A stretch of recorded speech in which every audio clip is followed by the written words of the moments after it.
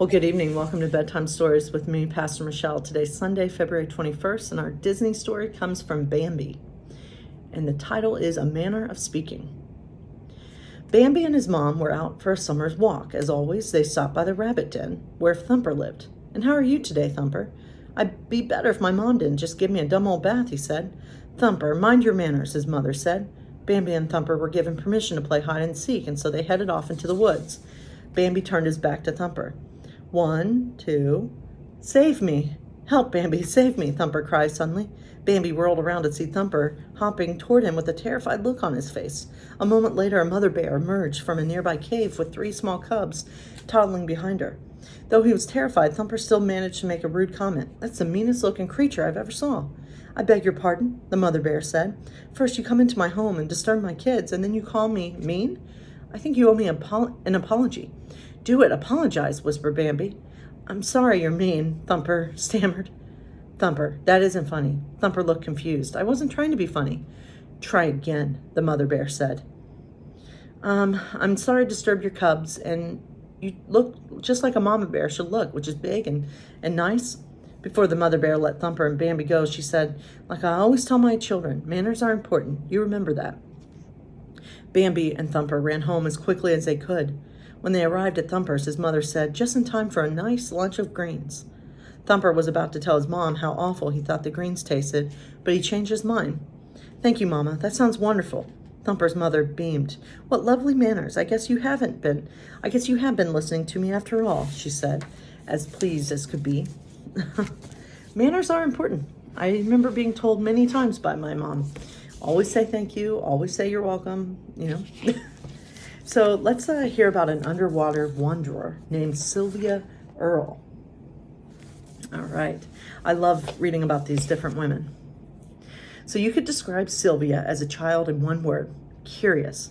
She was born in New Jersey and loved exploring the nearby woods and ponds. She studied everything from weeds to rocks. She wrote about what she observed in her notebooks. Her mother called these her investigations. When she was 12, her family moved to Florida, and she had something new to explore in her backyard, the Gulf of Mexico.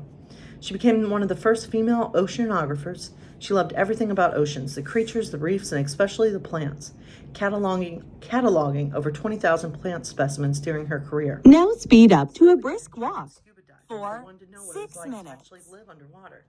In 1970, with 4 other women, she spent 2 weeks in the deep sea station Tikait II.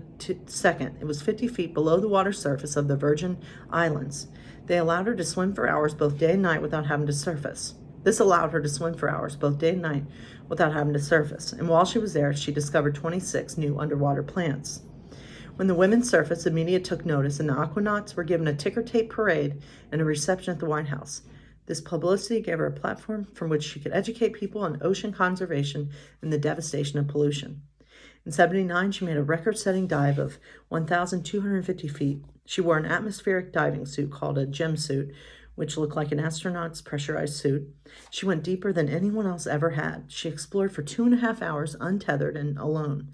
The tiniest hair in her suit would have crushed her immediately due to the immense underwater pressure. Yet she was never afraid. She even planted an American flag while she was down there. Diving can be dangerous. Sylvia was once stung by a poisonous lionfish, and another time had to kick a shark to keep from being bit. And swimming too close to humpback whales caused her body to vibrate so hard it hurt, but it was worth it to hear them sing. She spent over 7,000 hours underwater, earning her the nickname Her Deepness and the Sturgeon General. She was named Hero of the Planet by Time magazine and received over 100 national and international honors and awards, including being named Conservationist of the Year in 1998.